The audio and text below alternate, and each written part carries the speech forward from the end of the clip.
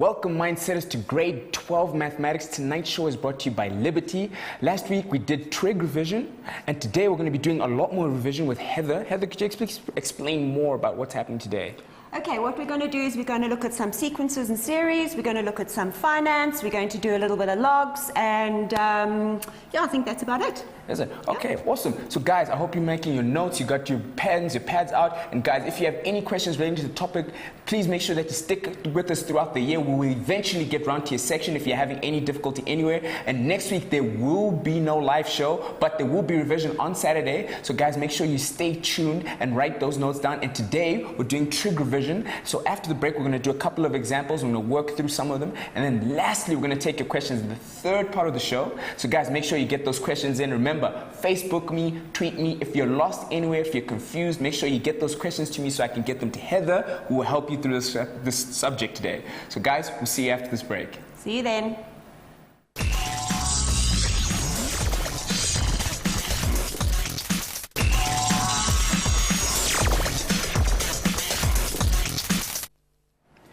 Welcome back, Mindsetters, to Grade 12 Mathematics revision today. I still have a Casio calculator to give away. So guys, again, if you are lost anywhere, if you have anything that you're not getting, make sure you post your questions, and I'm giving away that calculator to the best Facebook post. And as well, I'm going to be giving away this book, which has a lot of notes, past exam papers from 2008 to 2011. So guys, I know this would be super handy. So make sure you post on the page and get to talking to me, and we'll get you this book. Right, I'm going to hand over to Heather, who's going to take us away. Thanks, Ty, and welcome, Grade 12s. I haven't been here for a couple of weeks, so I hope that you're as passionate about your maths as I am. What we're going to do this evening is go through a couple of the sections that you've already done so far. I know some of you don't do the things in the same order, but I'm hoping that anyway you're watching and you're building up some kind of a foundation knowledge. Okay, the first question I've decided to do is taken from arithmetic series, and I'm going to go pretty basic first of all, and obviously at some stage during the presentation I'm going to put out a bit of a challenge to you top enders out there, but let's just make sure that you've got the foundations. Okay, so the question is, given the arithmetic series, -9, -5, -1, ... etc., all the way up to positive adding 171, as a kind of an introduction level question, how many terms are there in the series? Okay, so the very first thing that I just want you to recognize is that the difference between a sequence and a series is just fundamental. Of course, if we've got a sequence, all that we would have is very definitely we would have semicolons in between there so that it's just a string of numbers. Whereas here we're actually wanting to sometime have a look at summing up the series and getting something further. Okay, how many terms are there in the series? Now obviously we're starting with -9 and we're going all the way up to 171. So we want to work out what term the 171 is. All right, so what I know is I'm going to have to get term n. All right, and all of you know that off of your formula sheet, you know that that is a plus n minus 1d. Now, what you need, obviously, is going to be your first term. We know that the value of a is the very first term, which turns out to be -9. And then we've got plus n minus 1, and then d. Now, remember that d is just always going to be any term subtract the previous term. So, in fact, if we're talking formula-wise, it's term n plus 1 subtract term n. So if I go to any one of these terms, I can see that what I'm doing is I'm going up in 4s. So that means that I'm very clearly going to put my d in as a 4. Now, what they are wanting me to do is to find out how many terms there are in the series, so clearly this 171 has got something to do with it, okay? So I am going to have to say 171 is equal to this term. So let's have a look. I've got 171 is equal to -9 plus 4n subtract 4, and then let's just get this, which side is the down side? Here we go. All right, we're going to get 171 is equal to 4n subtract 13. So let's just move up here. Bringing this over to the other side, or transposing, we're going to get 184 is equal to 4n. And of course, we're now going to divide through by 4, and I seem to think I'm going to get 46. Okay, just a word of warning. Obviously, at this point, when we're solving for n, we have to make sure that we get n to be a natural number or a whole number. Perhaps very, very seldom is it going to be 0, but very definitely it has to be a natural number. It cannot be an integer because, of course, n is the number of terms. It must be a positive concept. Okay, so we've got the number of terms in the series is definitely 46. Right, so moving on. The next question that they ask me is, calculate the sum of the series. So basically what we need to understand is that we're going to use an SN formula. Now on your formula sheet you have two formulae. You have 2a plus n minus 1d multiplied by n over 2, or we have another one which is n over 2 a plus l. Now clearly there are two formulae. Both of them must be competent to do the job. However, if we have a look at this one here, can you see that A is our standard A, whereas, all right, this seems to have moved, so let's just get it back again. So, whereas the L stands for the last term in the sequence. All right, now, sometimes you know what that last term is, and in our case, we definitely do. So I'm going to use this formula as being my formula of choice. So let's just have a look. N, remember, is my number of terms, so we'd worked out that that's 46 over 2. My first term was -9, and my last term, if I remember correctly, was 171. Right, so what we're doing is we're taking 23 and we're multiplying by 171, subtract 9, which is 162. So of course we're going to pop off and go to our calculator, and we're going to get 23. Let's use my finger. Alrighty, let's go 23. Not going to work for me. Okay, let's just move this across if we can. Okay, 23. All right, it really doesn't like my finger, all right, but it seems to be responding now, times 162, and we get 3726.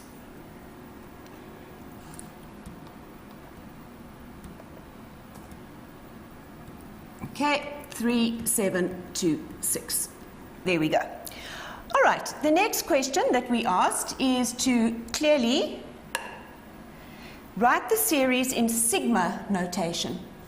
All right, so if we're having a look at sigma notation, it's the one kind of notation that candidates seem to get confused by, but really all that it is it's almost like a symbol, all right? And what we know is that the symbol for sum, all right, is going to be this thing. It's the letter S from the Greek alphabet, and what it says is that you have to sum up the terms. Now, when we start at the bottom here, we can use any variable we like, but we do tend to go with n, and we have to put in the starting value. Now, in our particular instance, we started at term 1, and we wanted to go all the way up to term 46, and then what are we actually summing? Well, we're summing numbers that all have the same characteristic, and we knew that the general term was 4n subtract 13. Now, I know that where candidates actually fall down is where they have something like the following. Let's say n equals 10 to 20, all right?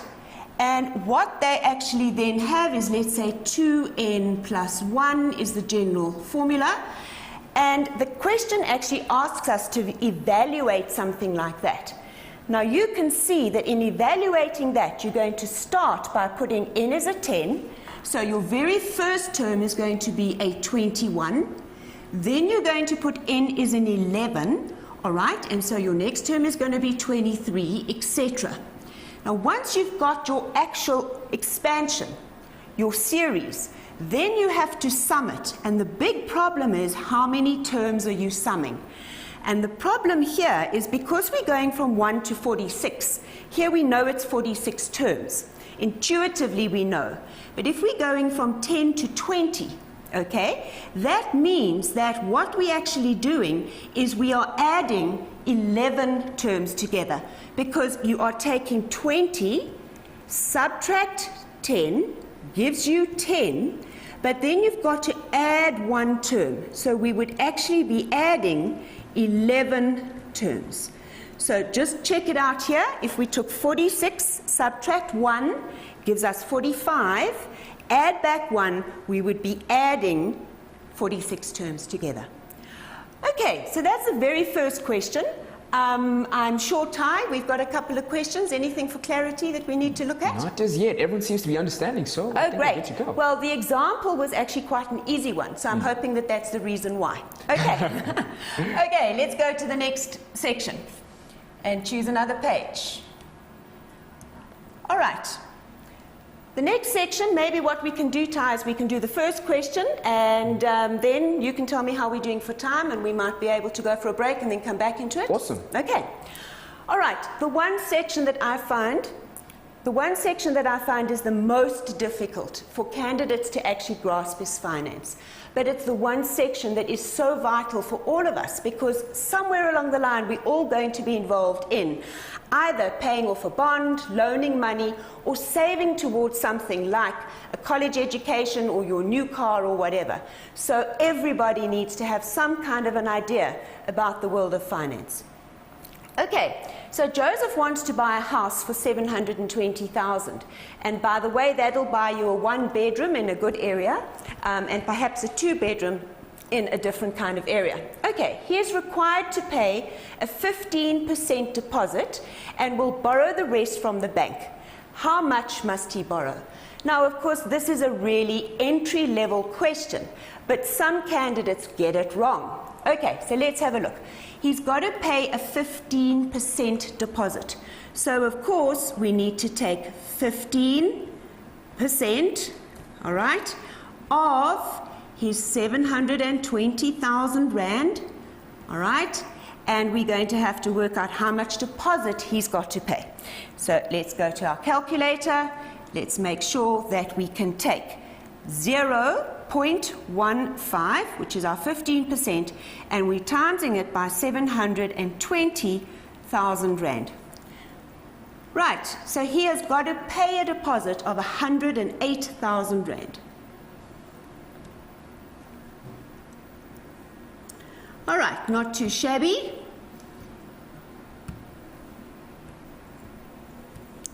He's paying 108,000 Rand. There we go. Now, the next part of the question is as follows.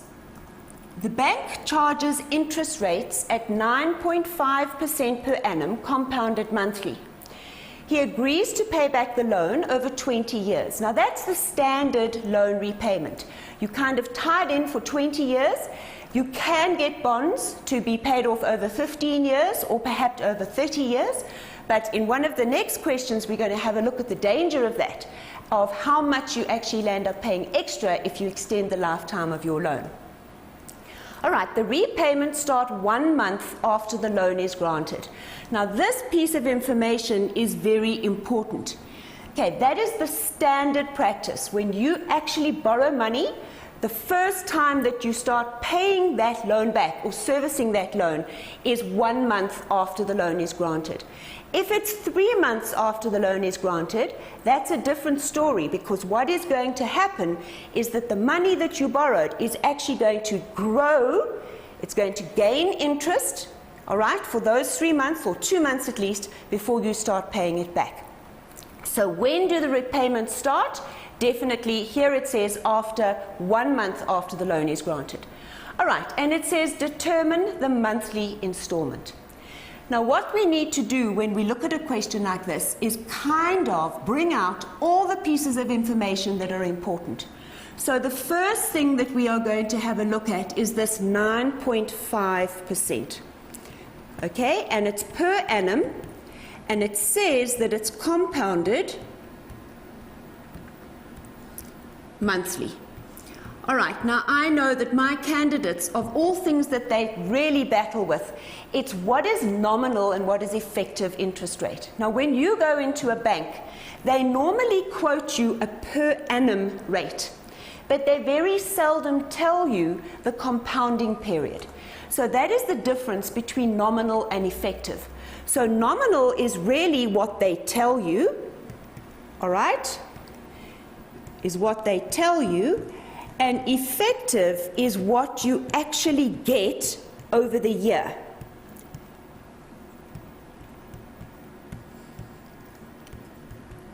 Okay, so at this point in time, all right, the actual nominal interest rate, what they've told you is that you're going to get 9.5% per annum, but it's compounded monthly.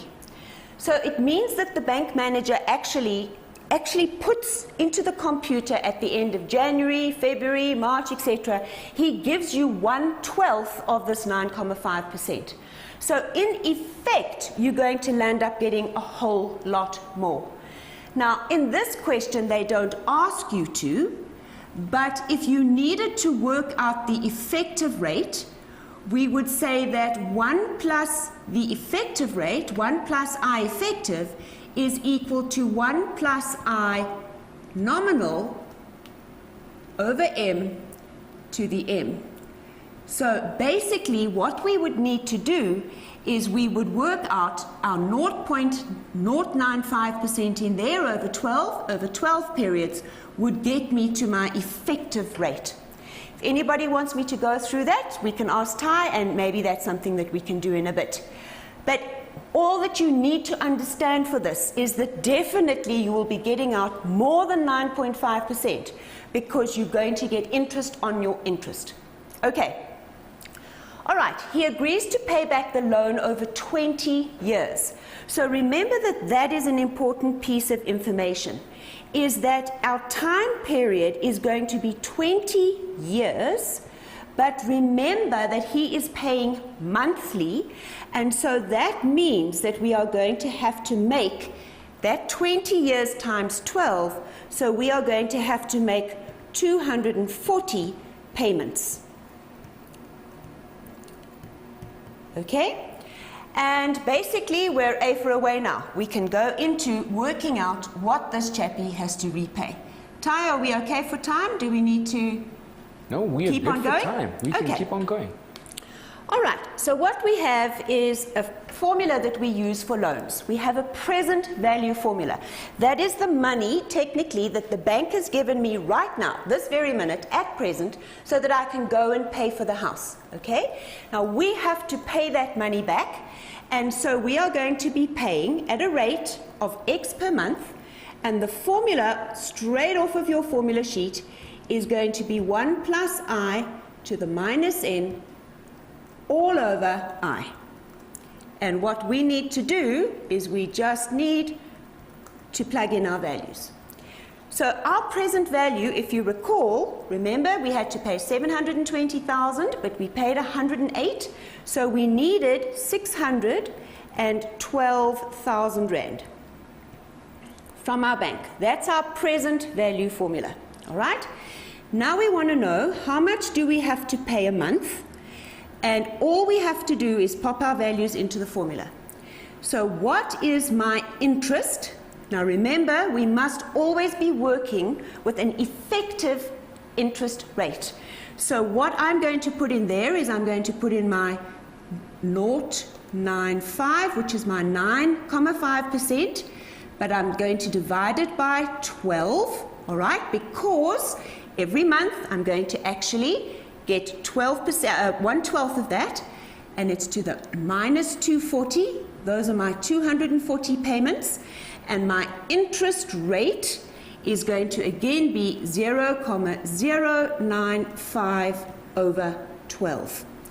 Now, if you had converted this to an annual per annum interest rate, then you could have used it here as well, but you would have to make very, very sure that you didn't round it off, that you didn't round it to 2 decimal places, that you kept all of those decimals going. Okay, so really once you've done this, you just have to play with the calculator. So let's have a look at what happens when we go to that. It's clear. All right, and let's just take this to the side if we can, and let's plug in the numbers. Now, I prefer my candidates to actually do it in steps, because if they get the final answer wrong, it has huge impact, okay?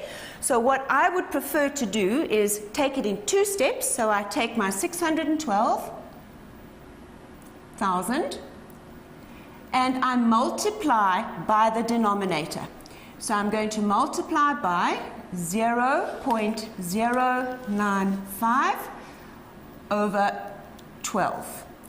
All right, and I'm going to get my answer. All right, then what I'm going to do, can everybody see what I've done? I hope you can. All right, let's just get back. Can you see that I've missed out a 0 there? Okay, 612,000. There we go, that's better. Okay. Okay, equals. So now I've got on my left-hand side 4845. Now remember that what my focus is trying to get the x. So what I'm going to do is I'm now going to take that amount and I'm going to divide it by this entire right-hand side, which is 1 subtract 1 plus 0.095 over 12. All right, and we've got to take that up and take it to the exponent of -240.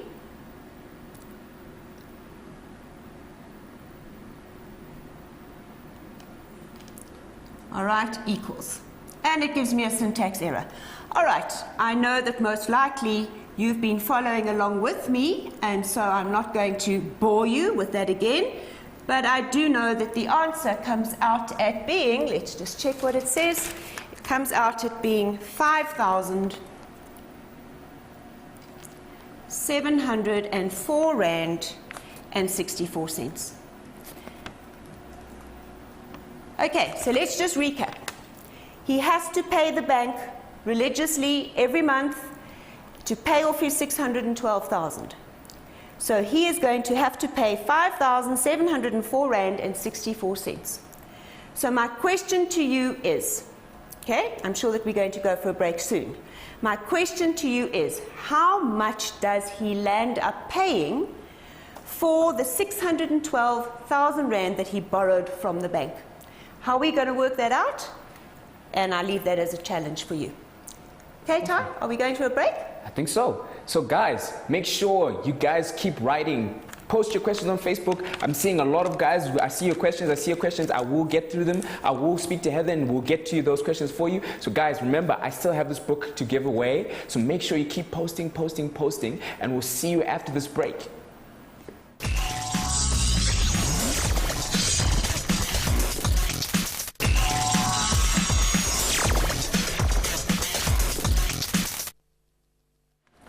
So, welcome back to Mindset Learn Extra, guys, to grade 12 maths revision with Heather.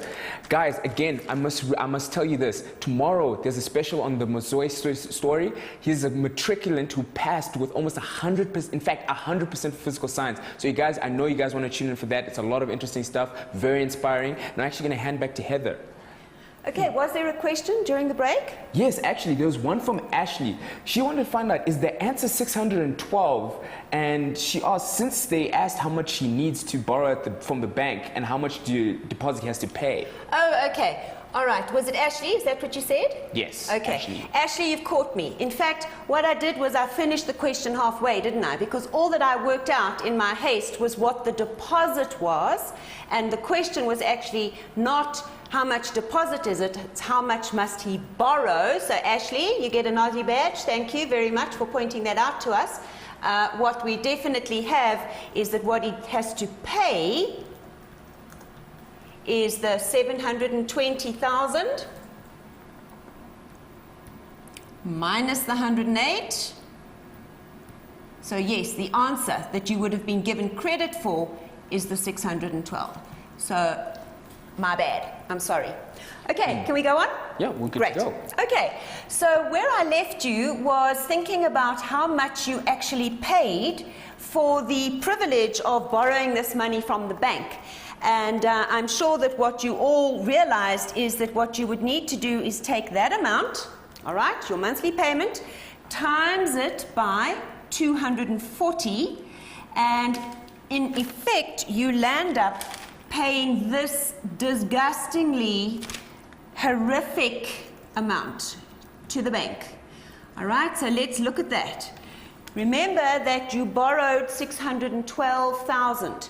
You land up paying 1,369,114 rand and 29 cents. So can you see how much of that is interest? Okay, but of course it's the bank's money, so we have to pay for the privilege of having borrowed it.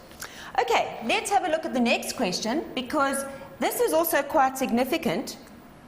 It says that this chappie can actually afford to pay 8,000 rand per month. So let's imagine that he bought his house and he went through the whole process of applying for a bond, and really, believe me, it's quite rigorous. You have to support every single expense that you have, and they granted him this bond. Now, he only has to pay 5,000 odd, but he decides that he can pay 8,000 rand per month. For some reason, he's got an increase or he's got some kind of cash coming in on the side. How long will it take him to repay the loan if he chooses to pay 8,000 rand as a repayment instead? Okay, this is a very real situation, and I'm sure that if you talk to your siblings, older siblings, moms, dads, they will say to you that the best financial advice they can give you is whatever extra cash you've got, don't go out and spend it on DVDs or iPads or whatever, put it into the bond. Okay, so let's have a look at the scenario. He is going to be repaying his 612,000. Okay, that hasn't changed. But now, instead of us working out how much he wants to repay, he wants to repay 8,000 a month. And so our formula for our bond repayment stays exactly the same. 1 minus 1 plus, his interest rate has not changed, all right, over 12. But our question is, all right, how long? So in fact, we want to solve for the time period that it's going to take him to settle this bond. And that, of course, is again all over our I value, which is 0,095 over 12. Okay, so going off to our calculator, let's hope it treats us kinder this time. And let's put in our value. So we're going to take our 612,000 and we're going to divide it by the 8,000. Okay? And we're going to get our answer. We are also going to times that by 0.095 over 12. And we're going to land up getting, okay, let's just make sure that we're getting the right amount. I don't want to steer you in the wrong direction. Yes, we are going to be getting 0,605. Pen doesn't like me again. There we go. 0,605, 625.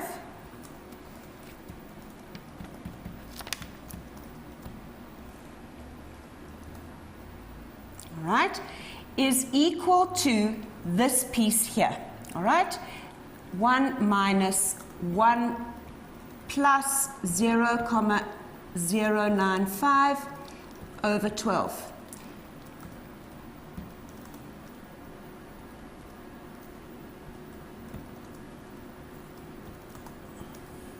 To the negative n. Okay. So what we now have very clearly is a position where we have to solve for this power n.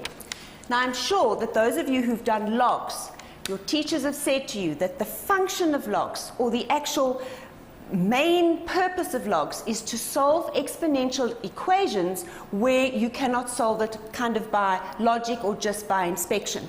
So we have this 0,605625, all right?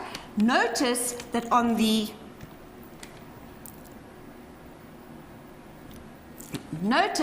right-hand side, although I've got it in a bracket, I can actually subtract the 1 from this side, all right? And what I'm left with is this negative 1 plus 0,095 over 12 to the negative n. All right, so working this through, guys, what you're going to be doing is just using your calculator, and on the left-hand side, you're going to get 0,394375 negative is equal to the negative of this thing. All right, now all of this is just the number crunching. It's got nothing to do with the finance or anything. It's just being able to use your calculator. Now notice you've got a negative on the left and negative on the right, and so we can definitely make them both positive. And now can you see that this is a job for action hero, the logarithm? Okay, look at your base, and you've got to solve. And so what we're going to do is we're going to get the log of this thing, which is going to be 1 plus 0,095 over 12. That's going to be your base, all right, of the number 0,394375, and that is equal to negative n. Right, popping that into your calculator, you land up getting n is equal to 9,8329. Now, I want you to look at the significance of that. So if he was putting in just over 2,000 Rand more a month, it would take him 9,83, okay, 29, okay, periods, 9 years and 10 months. Now, let's have a look at that 0,8329. Can you see that that is 0,83 of 100, okay? We need to change that into months. And of course, if we change that into months, we would times it by 12. But essentially, it's 9 years and 10 months. Okay, can you see the difference? By putting in 2,000 Rand more a month, he reduces the time of his bond by almost half, okay? Instead of 20 years, it's under 10 years. And that is the power of putting in far more money. Okay, let's go on to another topic that you've been doing, and that is compound angles. And I love compound angles because we can play so nicely with the different formulae.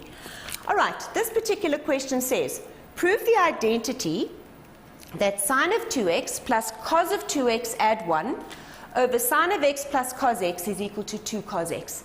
Now remember, guys, with an identity, it's got to be kept separate. You are going to try and prove that these two statements are absolutely identical for all values of x. So you cannot start off by keeping the equal sign.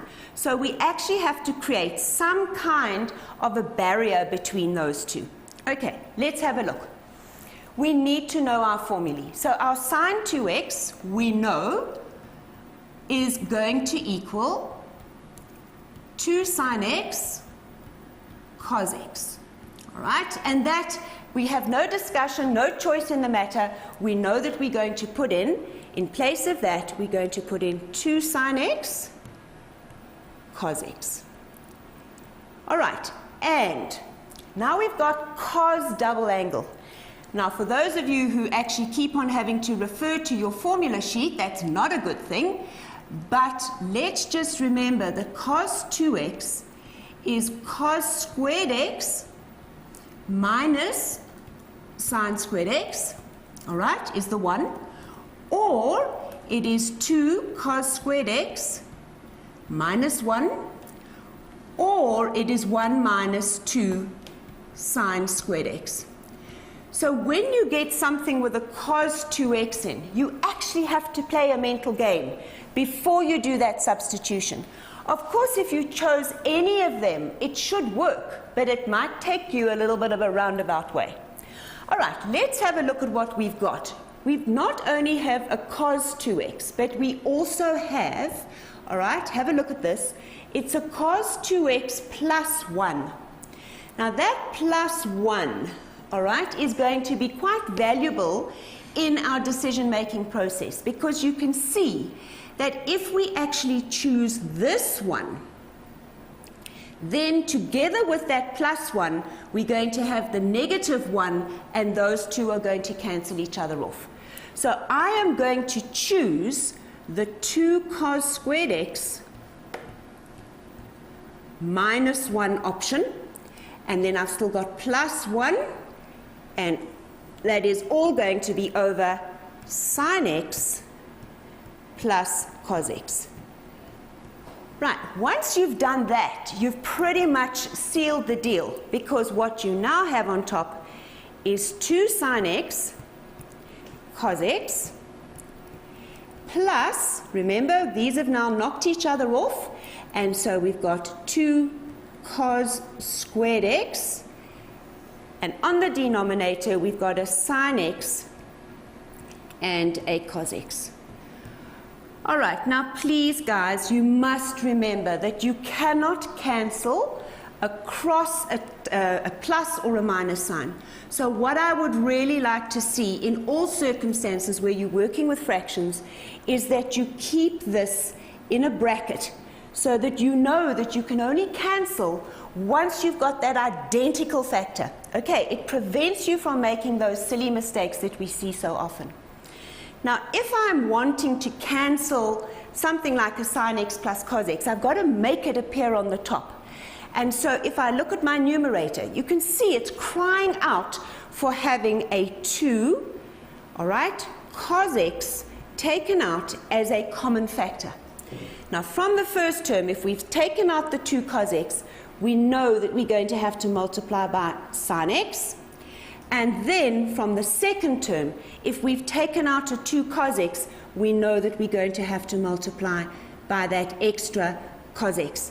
And then we can see how beautiful, such a feeling of satisfaction when we see that that same factor appears on the numerator and the denominator, and we can cancel and we can get to our right-hand side. Now, some candidates often say, why do you start with the left? Well, in this case, obviously we started with the left because that's where my double angle formulae were. But it's not uncommon for you to work a little bit on the left, a little bit on the right, and make those two mutated expressions equal each other. You do not have to confine your work to one side only. Now, the other kind of question that they often ask when they ask you to prove an identity is to look at when the identity is undefined. And so I just want to focus on that a little bit very quickly. All right, so if I have, when is it undefined? Now guys, remember that if you have a fraction, any fraction, all right, it is going to be undefined. Whoops, that's a really nice U, but anyway, it's going to be undefined when the denominator value is 0. We don't care what's on the top. It could be any kind of number on the top. But the minute that the denominator value is 0, we know that we're in trouble. So if we took our original left-hand side, it was sin 2x plus cos 2x, and then it was a plus 1, and it was all over sin x plus cos x. Now, all that they're doing is they're testing this concept, but embedded in trigonometry, okay? So it's not really trigonometry that's the problem. It's your understanding of number theory. The denominator may not be 0, okay? So that's quite simple for me to look at. So I'm going to say that sin x plus cos x, okay, being 0 is going to give me an undefined value. All right? So that's what I want to prevent happening. All right? So that means that whenever the sin x value is equal to negative the cos x value, I'm going to be in trouble. Okay, now to solve this, we have to go back to basic trig equations. Okay, can you see what we have to do? Can you see on the right-hand side, we don't have a value. Okay, so we can't go shift cos or shift sign, but very, very, very common practice when we're solving equations of this nature is to reduce it to a single trig ratio. And what I'm going to do is I'm going to divide through both sides by cos x. All right?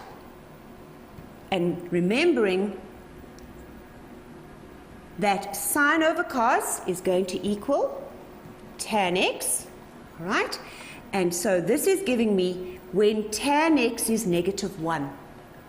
Right, now remember, if we're going to be solving this, we want to find a general solution. We don't just want to find one answer, one specific answer. We want to know every single time that tan x is equal to -1, this thing is going to run into trouble and be undefined.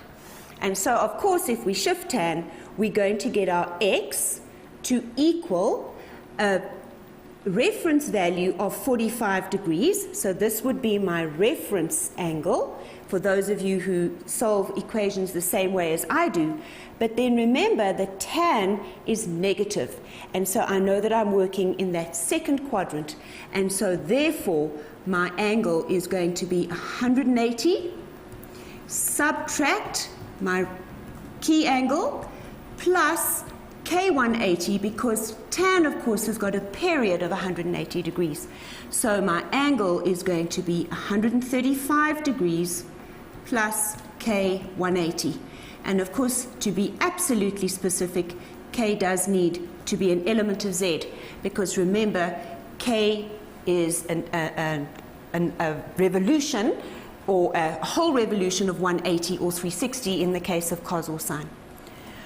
Okay, the next question that we're going to go on to is something completely different. So I just want to catch up with Ty. Is there anything that we need to have a look at? Not as yet, but I'm wondering maybe we might want to take a little bit of a break so guys can catch a breather. Cool. I'm seeing a couple of questions that are popping up, so we might want to take a look at those. Awesome. Okay, let's do that. So guys, as I said, we're going to take a little break, so go get some water, take a little snack, make sure you're energized and ready for the next part of the show, for the next segment. And then guys, make sure if you're having any issues, make sure you paste on the page. Facebook me at www.facebook.com/learnextra. If you're lost anywhere, if you need help, that's why the platform is there. And guys, do not be afraid to step in and help out. That's why the platform is there for you. So guys, we'll see you after this break.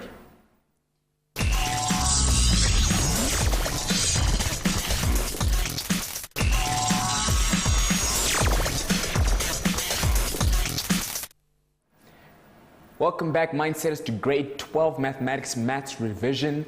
Guys, I can't say this enough. You guys really need to tune in for the Mozoe episode, because that is going to be super interesting. It's going to happen tomorrow just before the grade 12 session. Guys, it's super inspiring. It's something that you definitely need to have a look at. I'm going to be watching, so I'd love it if you guys are watching, because I'm going to be on the page. I'm going to be talking about it, and there might be a special giveaway and a quiz for another one of these books based on that specifically. So guys, make sure you're tuned in tomorrow, and actually I'm going to pass over to Heather, who's going to take us on for the rest of the show.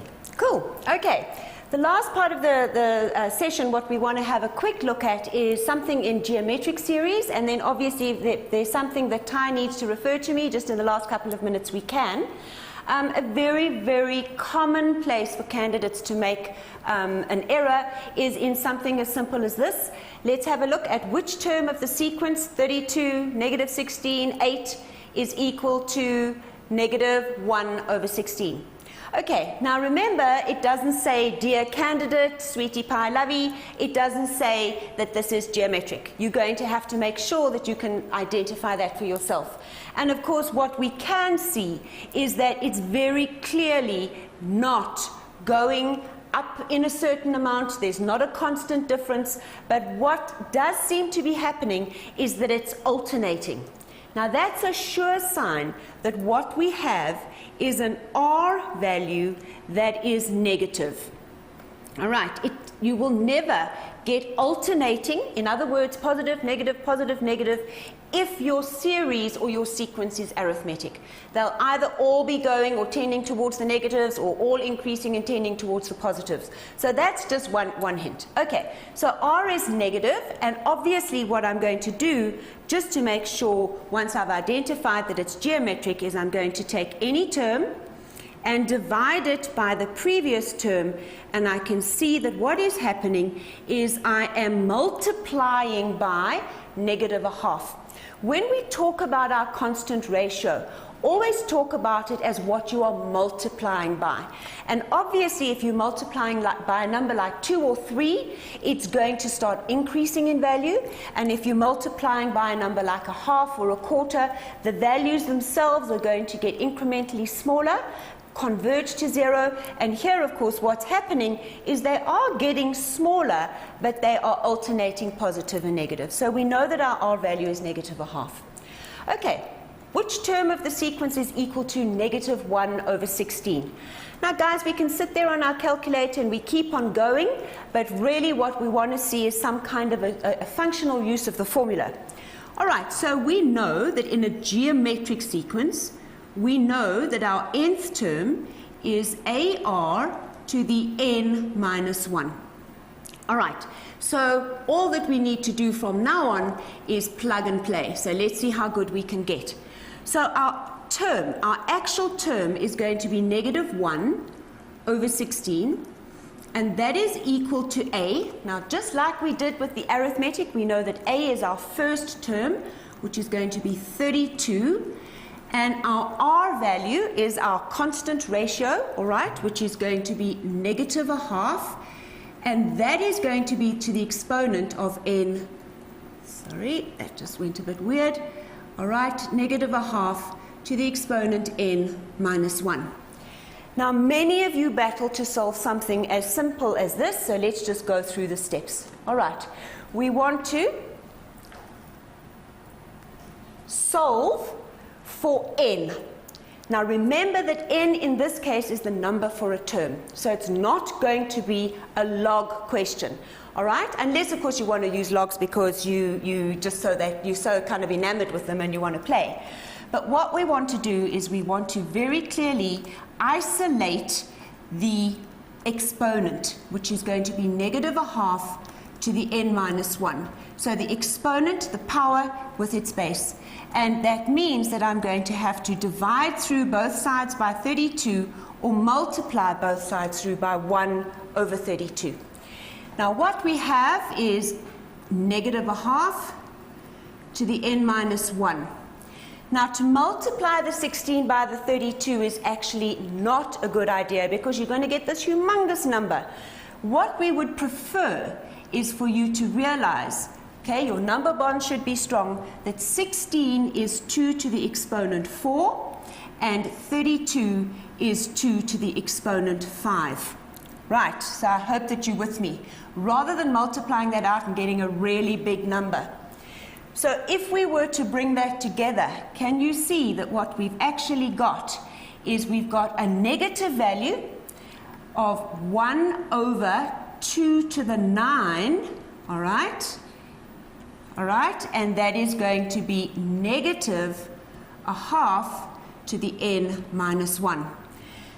Now what we've got to do is solve for our n minus 1. Now we know by our exponent laws is we've definitely able to bring the 9 up to the top here, and remember 1 to the 9 is still 9, so that's not an issue. And so we've got very comfortably, we can say now that 9 is equal to n minus 1, and therefore n is equal to 10. So what is our big conclusion? Well, our conclusion is that sitting down here in the 10th box is going to be the number -1/16. But you can see how you need to be able to play with numbers and to make numbers your friend, know your bonds, make sure that you don't make that too big because then it becomes unwieldy and not quite as easy to solve. Okay, time. We've got a couple of minutes. Anything that you can throw at me quickly? Noxopedia wanted to find out why is the n on the formula negative? Okay, so in the finance formula. Okay. Yes. All right, basically, let's just get a clean page if we can. Let's go down here very quickly. All right, if we have a look at our original formula that we learn already in grade 10, we have the formula which looks something like this. Now, this formula is, this is your initial amount, this is the interest, and that is the interest time period, and this is what it grows to, okay?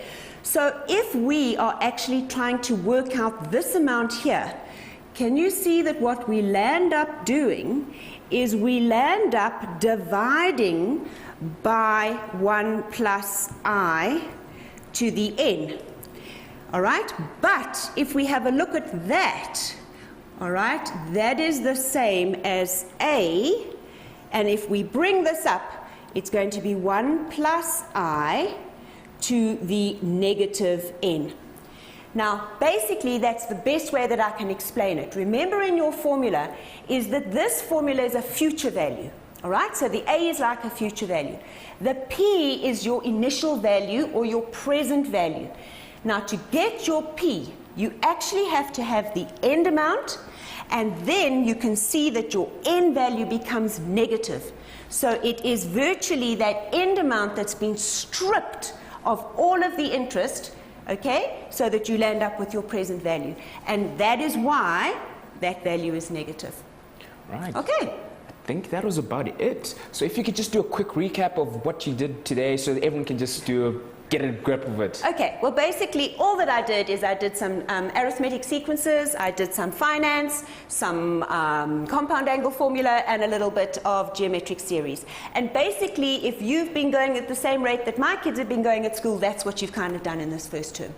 Right. Okay. Guys, again, I hope you guys have been paying attention, making notes, writing down all the information that you've been learning today. Again, guys, again, the Facebook page is for you. So talk to each other. If you're having issues, if you're lost anywhere, if we can't necessarily cover it in the show, please, guys, that's why the platform is there for you to talk to each other. So guys, make sure you tune in for next week's show. And guys, if you're writing tomorrow, good luck. And I have a quick request for Anissa. Hi to your mom. Okay, guys, I'll see you later. Bye.